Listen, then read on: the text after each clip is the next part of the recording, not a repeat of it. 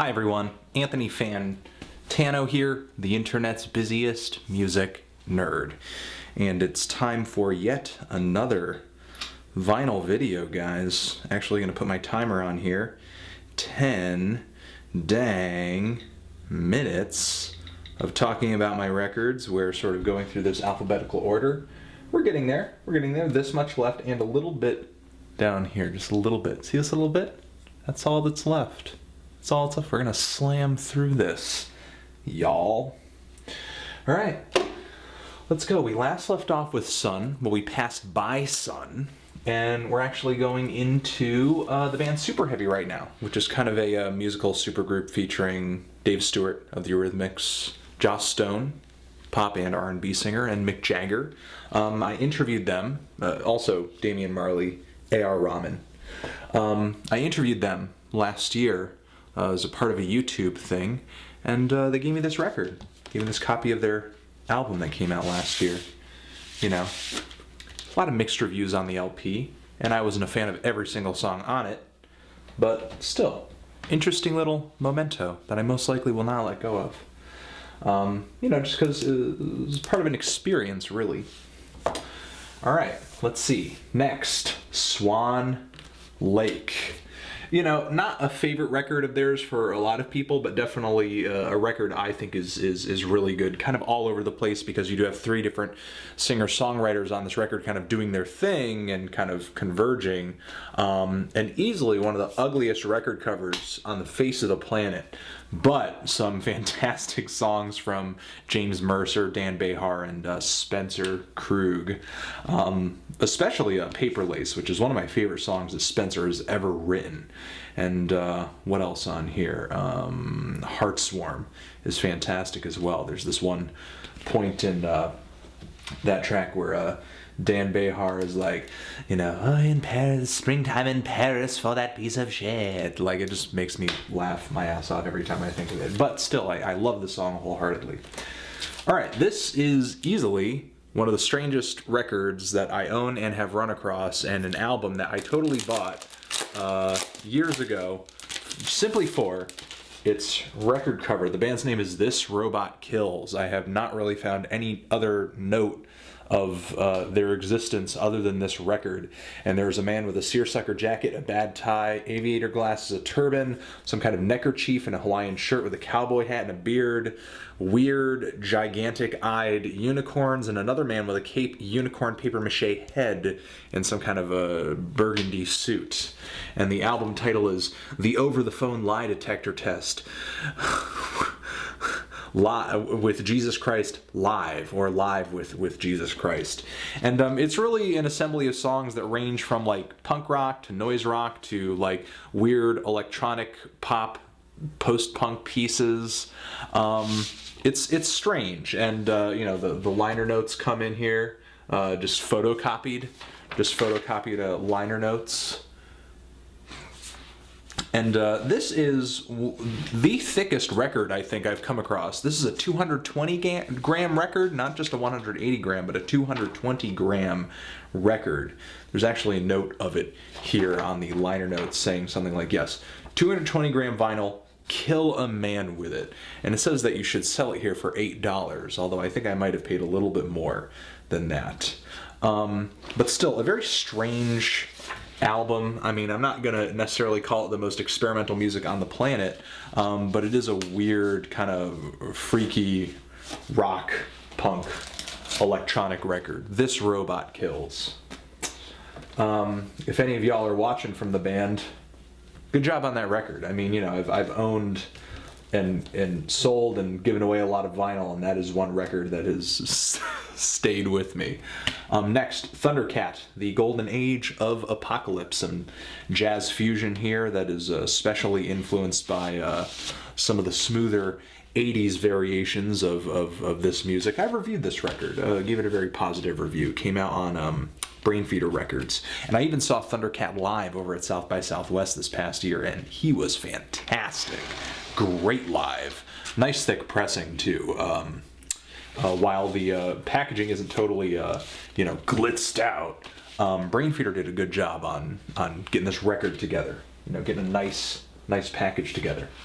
tonight, Hudson Mohawk and Lunas gave this a rave review earlier this year. Just 5 tracks, but an amazing, hard-hitting, banging, colorful, eccentric, and fun 5 tracks it is. I actually spun this when I did a little DJ set over at Red Scroll Records recently.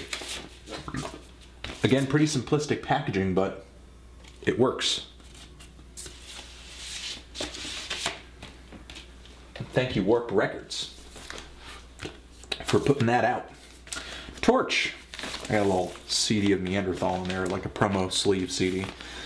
This is the Returnal EP. Is this Returnal?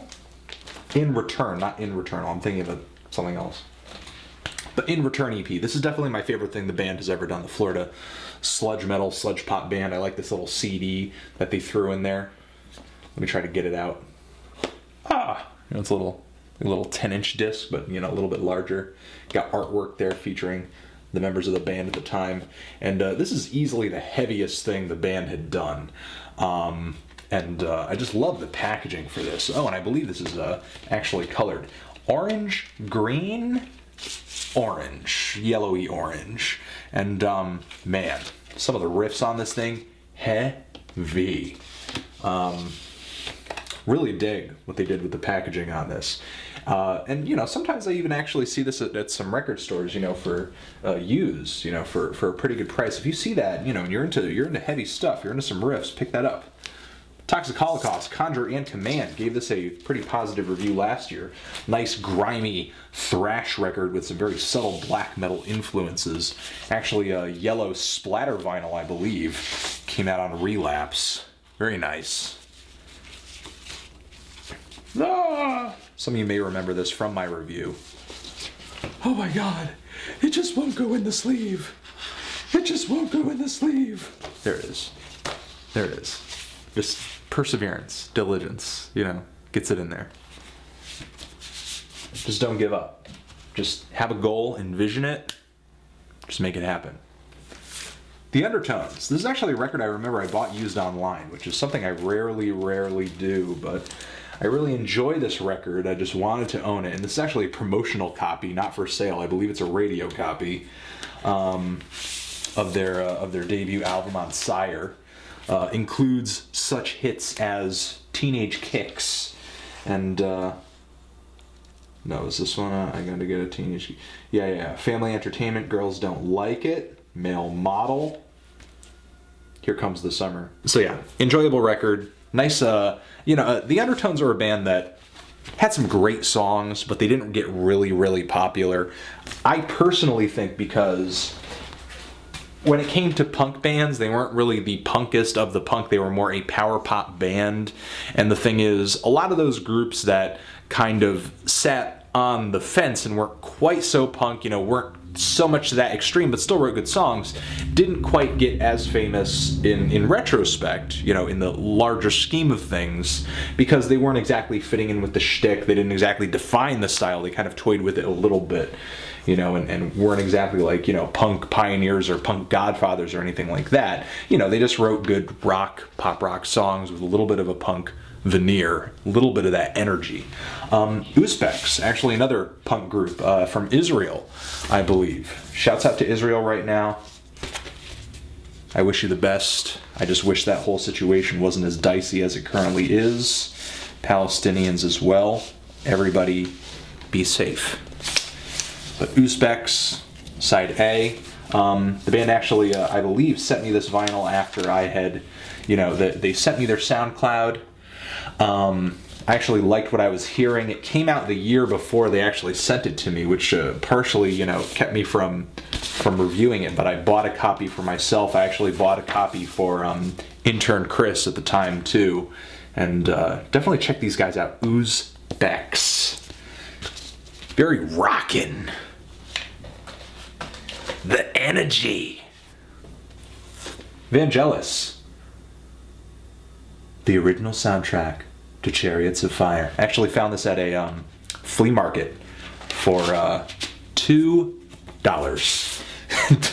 Polydor Records, in really good condition for when it came out, and the sleeve is a little beat up, so I was surprised that the record looked so mint. You know, if you really need a soundtrack for running real slow, pick that up. A friend of mine's dad gave me this. He sort of had it. He had it extra. This is a Velvet Underground compilation of previously unreleased recordings. You know, a lot of their songs like, let me see, I'm Sticking With You, which kind of became a cult. We're going to finish with this, which kind of became a cult classic. That was released through this compilation. She's My Best Friend, you know, which I believe Of Montreal had covered at one point. And Stephanie Says, which is actually one of my favorite Velvet Underground songs. All right, that'll be our vinyl video for now. We're definitely into the V's, getting into the W's after that. So, yeah, stay awesome. I love you. Anthony Fantano, vinyl, forever.